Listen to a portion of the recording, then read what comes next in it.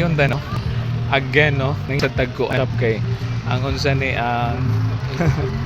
need na pailis gid og kana interior na pod. So second na nato nino sa nanat kagani sa may Santa Catalina pa man to, so karon na mismo nga bayawan.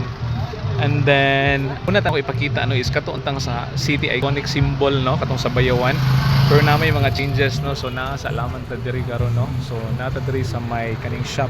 Okay, so late na gyud ta no, mga time check nato murag almost 9 na siguro sa.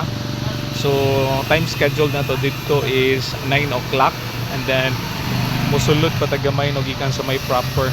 Okay, so anyway no, kay naa may mga unsa ni no dili kapugngan, so okay lang. Okay, so akong balikon na lang ta sa may bayawan. Okay, so thank you Lord for safety travel, and of course travel destination nato is Pasay no, Negros Oriental.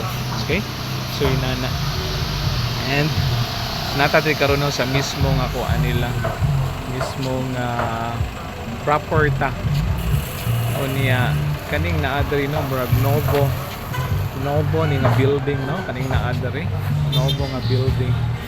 Okay, so inana, so kita ka dito no sa may Basay. Amping ang tanan, God bless everyone.